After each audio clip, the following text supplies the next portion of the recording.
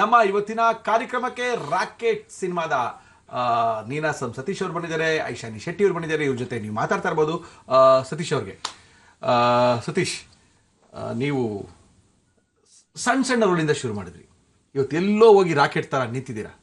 ಒಟ್ಟಾರೆ rocket cinema ನೀವೇ ಬಿಡುಗಡೆ ಮಾಡೋಷ್ಟು ಬಂದಿದ್ದೀರಾ ಅಂದರೆ ಎಲ್ಲೋ ಒಂದು ಕಡೆ ನಿಮ್ಮ ಪರಿಶ್ರಮ ತುಂಬ ಅಗತ್ಯ. ಅದಕ್ಕೆ ಯಾರೋ ಸಿನಿಮಾ ಬಂದು ಮಾಡೋಕ್ಕಲ್ಲ, ಯಾರೋ ಸಿನಿಮಾ ಮಾಡೋದು ಬೇರೆ, ಇವತ್ತು ನಾನೇ ಒಂದು ಸಿನಿಮಾ ಮಾಡ್ತೀನಿ ಅನ್ನೋ ಮಟ್ಟಿಗೆ ಬೆಳೆದಿದ್ದೀರಾ. ಏನು ಅನ್ನಿಸ್ತಾ ಇದೆ ನಿಮಗೆ? ಅಲ್ಲ, ಈ ಶ್ರಮಕ್ಕೆ ಬಹುಶಃ ಇದು ನನ್ನೊಬ್ಬನ ಎಫರ್ಟ್ ಅಂತಲ್ಲ, ನಮ್ಮ ಇಡೀ ಟೀಮು ಮತ್ತು ಇಷ್ಟು ದಿವಸ ನನ್ನ ಸಿನಿಮಾಗಳನ್ನು ನೋಡ್ತಾ ಬಂದಂಥ ಜನಗಳು ಮತ್ತು ಇಷ್ಟು ದಿವಸ ನನಗೋಸ್ಕರ ಪ್ರೊಡ್ಯೂಸ್ ಮಾಡಿದಂಥ ನಿರ್ಮಾಪಕರು, ನನಗೋಸ್ಕರ ಪಾತ್ರವನ್ನು ಸೃಷ್ಟಿ ಮಾಡಿ ಪಾತ್ರ ಕೊಟ್ಟಂಥ ಡೈರೆಕ್ಟರ್ಗಳು, ಅವರೆಲ್ಲರಿಗೂ ಥ್ಯಾಂಕ್ಸ್ ಹೇಳಬೇಕು. ಮತ್ತು ನಮ್ಮ ಮನೆಯವರು ಎಲ್ಲರೂ ಸೇರಿಕೊಂಡು ಬಹುಶಃ ಈ ಸಿನಿಮಾ ಆಗಿದೆ ಅಂತ ಹೇಳ್ಬೋದು ಇವತ್ತಿಗೆ.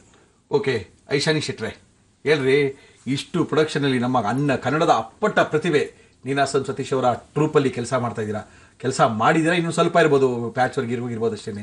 ಏನು ಅನಿಸ್ತಾ ಇದೆ? ಒಟ್ಟು ಟೀಮ್ ವರ್ಕ್ ಹೆಂಗೆ ಅನಿಸ್ತಾ ಇದೆ?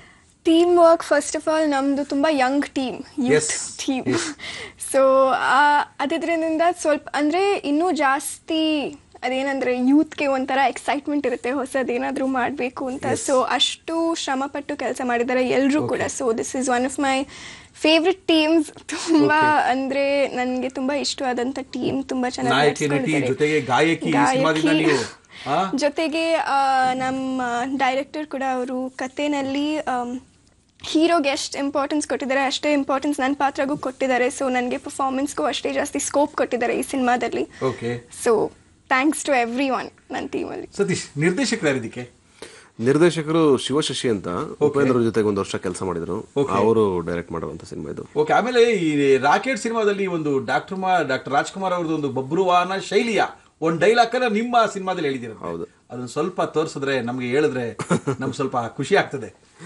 ಖಂಡಿತವಾಗ್ಲು ಹೇಳಿ ಸರ್.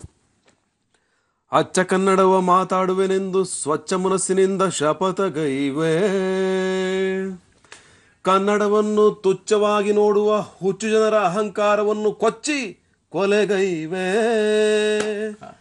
ಬೆಚ್ಚಗೆ ಮಲಗಿದ್ದ ನನ್ನ ಭಾವನೆಗಳನ್ನು ಬಡಿದು ರೊಚ್ಚಿಗೆಬ್ಬಿಸಿ ಸದಾ ಕನ್ನಡ ಕನ್ನಡ ಕನ್ನಡ ಎಂದು ಕನ್ನಡವನ್ನು ಹಚ್ಚಿ ಮೆಚ್ಚಿ ಬಿಚ್ಚಿ ನನ್ನೆದೆಗೆ ಹಚ್ಚಿಕೊಳ್ಳುವ ಹಾಗೆ ಮಾಡಿ ಸ್ವಚ್ಛಂದವಾಗಿದ್ದ ನನ್ನ ಮನಸ್ಸನ್ನು ಗೆದ್ದೆ ಗೆದ್ದೆ ಗೆದ್ದೆ.